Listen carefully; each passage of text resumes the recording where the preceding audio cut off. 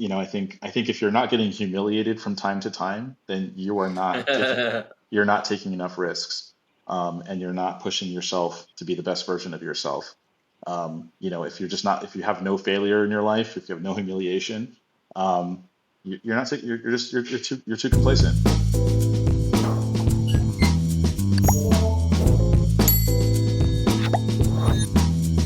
Did you ever have some things that you had to fix when becoming an entrepreneur, or were you just like naturally like on point for the entire time?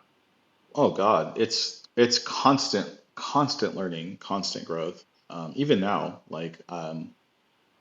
I've now been a tech entrepreneur for, call it, 10 years.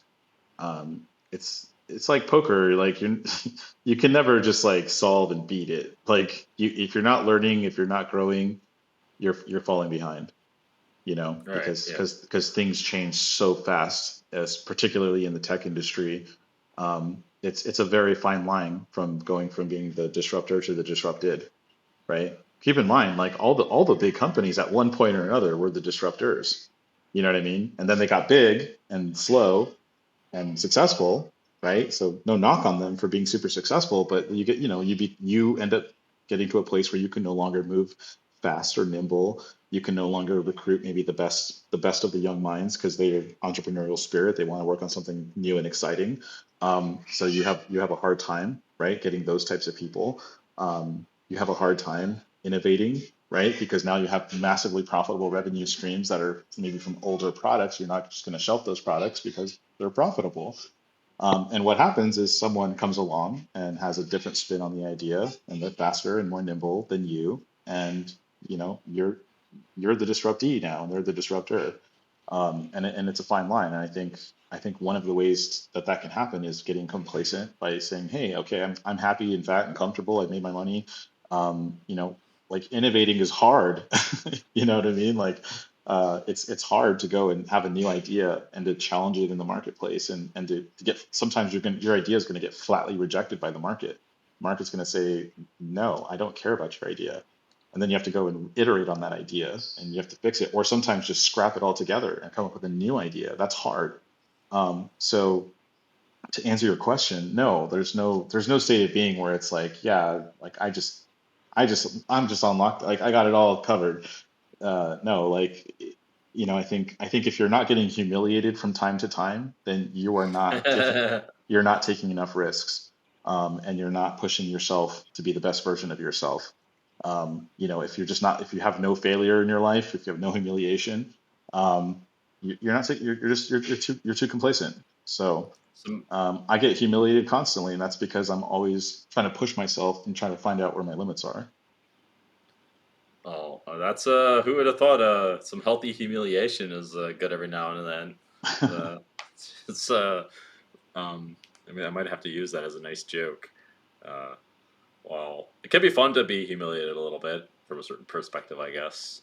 I Well, guess looking for people who like to self-awareness. get humiliated a little. Well, self-awareness, I think, is one of the most valuable, and like, um, wide-ranging, useful skills you can have. It's very helpful in a wide variety of areas, from business to personal life and everything else. So, um, yeah, like you gotta be willing to laugh at yourself sometimes, and like put yourself in situations where you're not just like always getting the best of it, right? Like if you really like to learn, surround yourself with people that are smarter than yourself. And like, yeah, if you're in a group of friends where you're the smartest guy in the room, like, yeah, it can be kind of fun to be the guy that everyone's going to for advice, and I can, stroke your ego a certain way, and that's great. But if you really want to get better, then like sit in the group where you just know nothing, right? And like you're now absorbing the information, and I think that's going to pay a lot more dividends than the other situation. For sure. Well, you presumably want to be able to give something because, like, then they might not want to hang out with you too if you're giving nothing as well. But uh, yeah, as long as you're also contributing to the group in some kind of way. Um, Yeah. I want to. Okay, so I want to ask, like, what lessons did poker teach you to that you used for tech? Did you find it particularly useful for?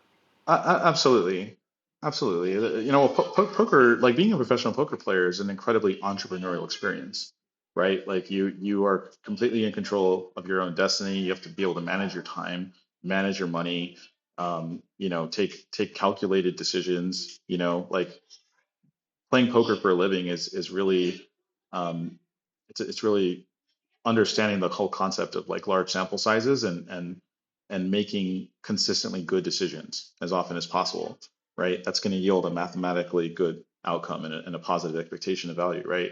And that really applies to the game of life, including entrepreneurship, right? Like if you're going to start a company, you got to be very analytical in your approach. You got to go and understand the market that you want to go into. You have to understand how much it's going to cost. And even if you might be wrong, and you probably will be if you're a first time entrepreneur, you're probably completely wrong. But at least do the exercise of going, okay, I think it's going to cost me this much to develop the product. I think it's going to cost me this much to acquire users. I think it's going to take this much time. I think I'm going to have to put this much work in per day to yield this outcome. I'm going to need this many people. Like you have to do that mental exercise through all facets of the game. And poker translates to that quite a bit, actually, right? Because if you're playing poker for a living, you have to think, okay, well, what is my win rate in this game that I'm playing?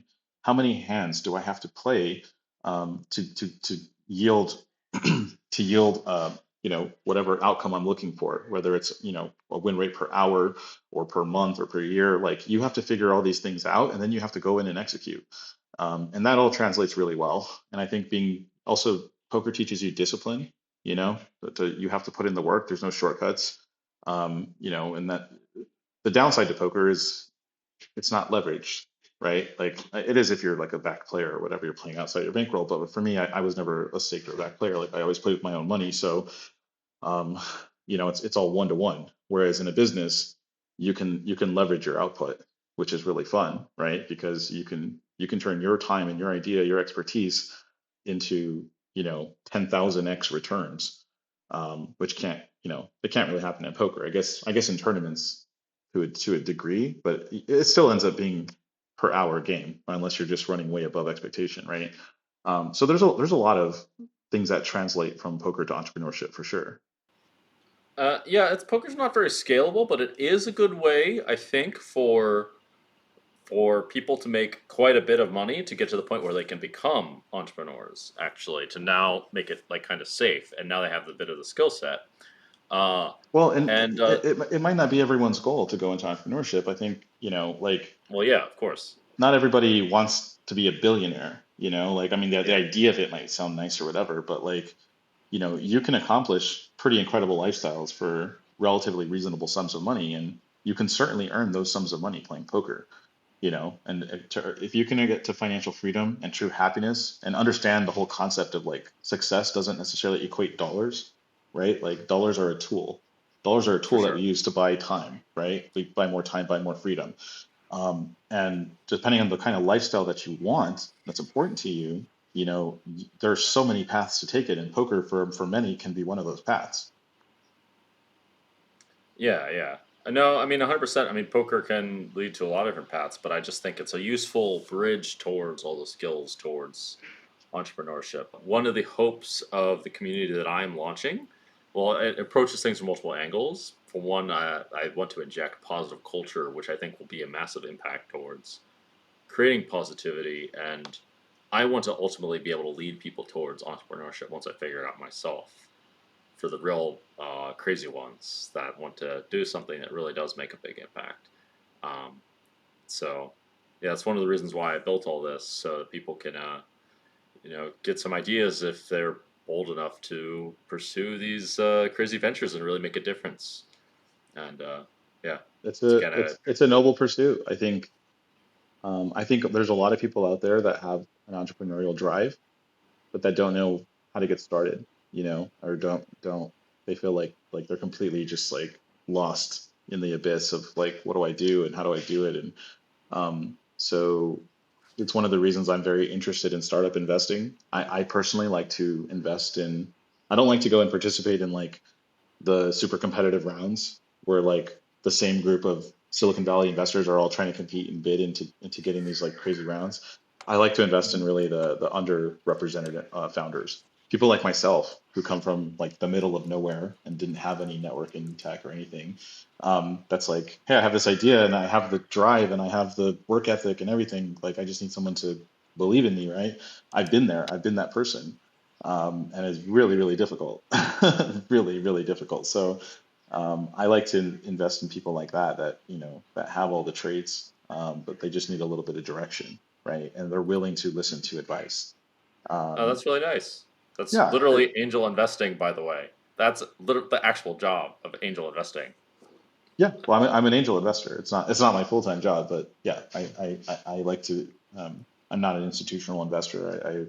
I invest in my personal funds, and um, yeah, it's something that I enjoy doing because I enjoy kind of helping to share the lessons of some of the things I've learned, and particularly for founders who took a non-traditional path to get to wherever they are, and again are willing to listen, willing to learn. um, Not saying I have all the answers or anything like that, but it's like one thing that would have been really helpful to me is if I had like some of that guidance, and then I would have, instead of telling you like, well, you're like, how'd you do that? And I'm like, well, trial and error. I would have been like, well, I had a guy who I turned to for advice, and they helped me. So I would like to be that guy.